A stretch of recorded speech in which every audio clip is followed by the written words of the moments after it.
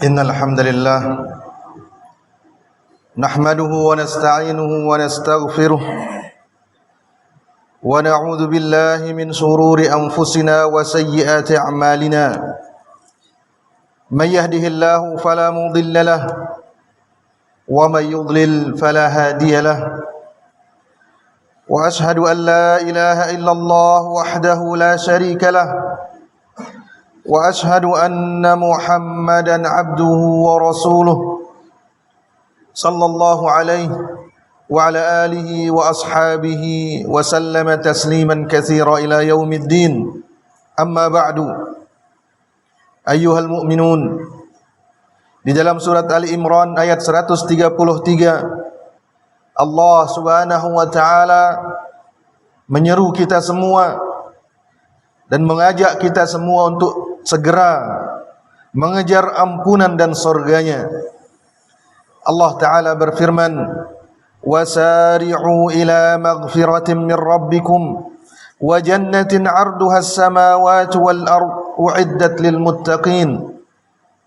Bersegeralah kalian menuju ampunan dari Rabb kalian dan menuju surga yang luasnya seperti langit dan bumi, disiapkan untuk orang-orang yang bertakwa. Kemudian di ayat-ayat berikutnya, hadirin rahmati Allah, Allah Subhanahu wa taala menyebutkan sifat-sifat orang-orang yang bertakwa yang Allah siapkan bagi mereka ampunan dan surga yang luasnya seperti langit dan bumi. Di dalam ayat 135, yaitu dua ayat setelah ayat yang kita baca tadi, Allah menyebutkan salah satu dari sifat orang yang bertakwa tersebut. Walladzina idza fa'alu fahishah aw zalamu anfusahum dzakarullah fastaghfaru lidzunubihim wa man yaghfiru dzunuba illa Allah wa lam yusirru ala ma fa'alu wa hum ya'lamun. Dan orang yang bertakwa tersebut adalah orang-orang yang jika mereka melakukan fahisyah, disebutkan dalam kitab tafsir bahwa makna fahisyah dalam ayat ini adalah dosa besar seperti zina dan lainnya. Wal-iyadzu billah. Aw zalamu anfusahum, atau mereka menzalimi diri mereka, yaitu dengan dosa-dosa kecil selain dosa-dosa besar. Orang-orang yang bertakwa itu adalah ketika mereka terjatuh ke dalam dosa besar atau ke dalam dosa kecil, mereka mengingat Allah Subhanahu wa taala dan mereka istighfar, meminta ampunan bagi dosa-dosa mereka. Dan siapakah yang mengampuni dosa manusia selain Allah? Dan mereka tidak terus-menerus melakukan dosa yang mereka kerjakan sementara mereka mengetahuinya. Hadirin rahmati Allah, di antara faedah dari ayat ini yang disebutkan oleh para ulama kita, yaitu seorang yang memiliki ketakwaan itu bukanlah berarti dia adalah orang yang maksum, terjaga dari dosa. Ayat ini menyebutkan bahwasanya orang yang bertakwa pun bisa terjatuh ke dalam godaan syaitan, entah itu dalam kubangan dosa besar ataupun lubang dosa kecil. Karena Allah tidak berfirman dalam ayat ini, yaitu mereka yang tidak mengerjakan dosa sedikit pun, tidak. Tapi Allah mengatakan, walladzina idza fa'alu fahishah aw zalamu anfusahum. Mereka adalah orang-orang yang jika mengerjakan dosa besar atau menzalimi diri mereka dengan dosa kecil. Jadi perbuatan dosa itu tidaklah mengoyak sampai habis ketakwaan, namun dengan syarat dia istighfar, meminta ampunan kepada Allah dan bertaubat kepada Allah Subhanahu wa taala. Sebab kedudukan yang tinggi di sisi Allah bukan sekedar dengan seseorang tidak mengerjakan maksiat. Siapa di antara kita yang tidak pernah melakukan maksiat? Namun kedudukan itu bisa diraih ketika seseorang melakukan maksiat karena godaan hawa nafsunya dan syaitan, dia segera kembali kepada Allah Subhanahu wa taala. Dan di dalam ayat yang kita baca tadi, yaitu dalam surat Ali Imran ayat 135, Allah menyebutkan dua perkara, istighfar dan taubat. Taubat jika memenuhi syarat-syaratnya jelas akan menghapus dosa. Namun istighfar, yaitu ucapan seseorang yang mengatakan astaghfirullah, ya Allah ampunilah aku, akankah dia bermanfaat jika tidak diiringi dengan taubat? Sekedar membaca istighfar? Para ulama kita menjelaskan bahwasanya istighfar orang yang melakukan dosa akan bermanfaat bagi dirinya, dengan syarat istighfar yang dia ucapkan tersebut berangkat dari rasa takut kepada Allah. Dia mengucapkan istighfar astaghfirullah tersebut karena rasa takutnya yang benar-benar kepada Allah Subhanahu wa taala. Rasa takutnya yang jujur kepada Allah Subhanahu wa taala. Sehingga orang yang seperti ini kondisinya, dia berada di dua poros atau di dua hal yang menarik dirinya. Satu sisi dia takut kepada Allah Subhanahu wa taala, dan sisi yang lain dia memiliki kelemahan di hadapan syahwatnya. Sehingga orang seperti ini ketika dia ingat, dia akan takut kepada Allah Subhanahu wa taala dan istighfar atas dosa-dosanya. Namun ketika syahwatnya mengalahkan dirinya, dia pun terseret ke dalam kubangan tersebut. Namun selama dia istighfar dengan penuh rasa takut, demi Allah, kata para ulama kita, istighfar tersebut akan bermanfaat baginya. Adapun jika seseorang melakukan maksiat, lalu dia istighfar sekedar di lidah, tidak diiringi oleh rasa takut dalam hatinya, dia tidak peduli dengan akibat dosa-dosanya nanti, maka ini adalah istighfar kadzabin, istighfarnya para pendusta yang sekedar berbicara dengan lisan namun tidak sampai ke dalam hatinya. Istighfar orang seperti ini tidak bermanfaat bagi dirinya. Aqulu qauli hadza wa astaghfirullah li wa lakum. Alhamdulillahi rabbil alamin, wassalatu wassalamu ala asyrafil anbiya'i wal mursalin.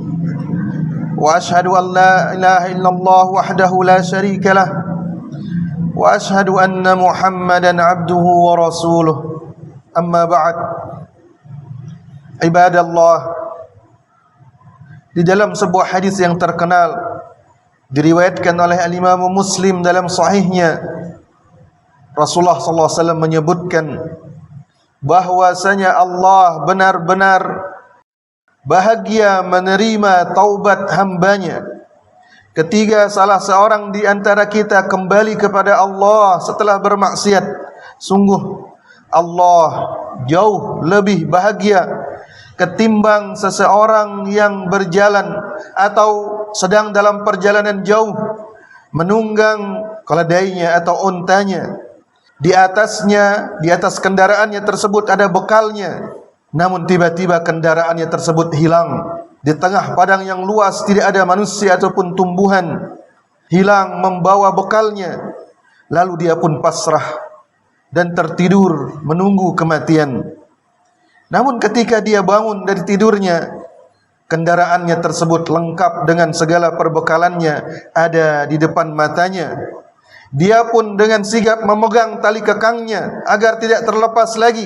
Kemudian saking bahagianya, dia sampai salah ucap dan keselio lidah mengatakan, Allahumma anta abdi wa ana rabbuk. Ya Allah, engkau adalah hambaku dan aku adalah Tuhanmu. Karena bahagianya, Rasulullah mengatakan, sungguh Allah lebih bahagia menerima taubat hambanya ketimbang lelaki ini yang selamat dari kematian.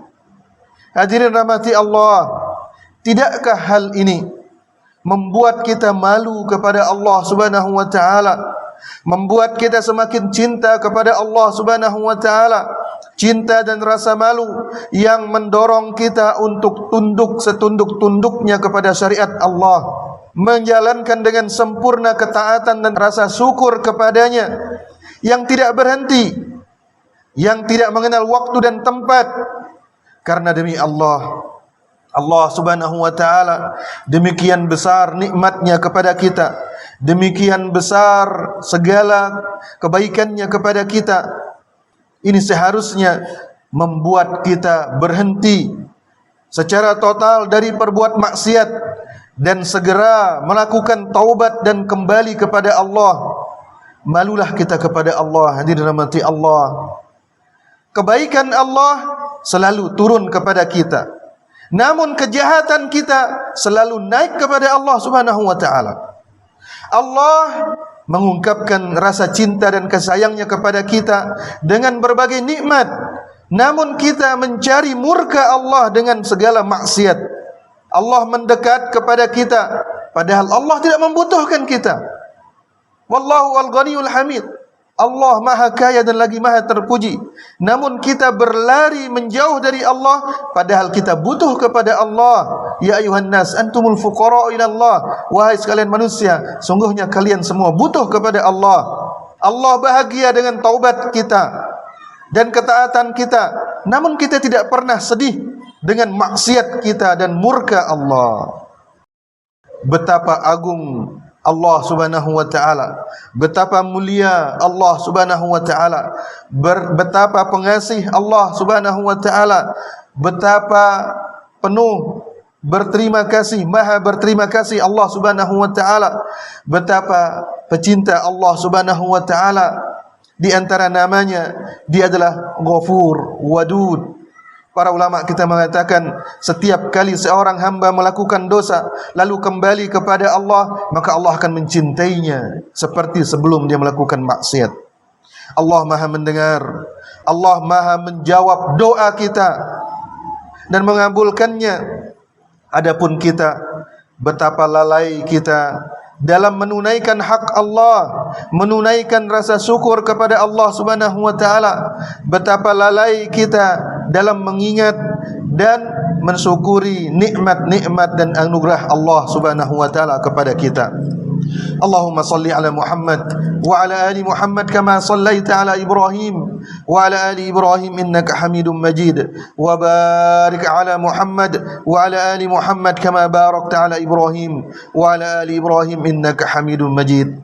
ربنا اغفر لنا ولإخواننا الذين سبقونا بالإيمان ولا تجعل في قلوبنا غلا للذين آمنوا ربنا إنك رؤوف رحيم. اللهم إنا نسألك الهدى والتقى والعفاف والغنى. اللهم آتنا في الدنيا حسنة وفي الآخرة حسنة وقنا عذاب النار. وصلى الله على نبينا محمد وعلى آله وصحبه وسلم. وآخر دعوانا أن الحمد لله رب العالمين.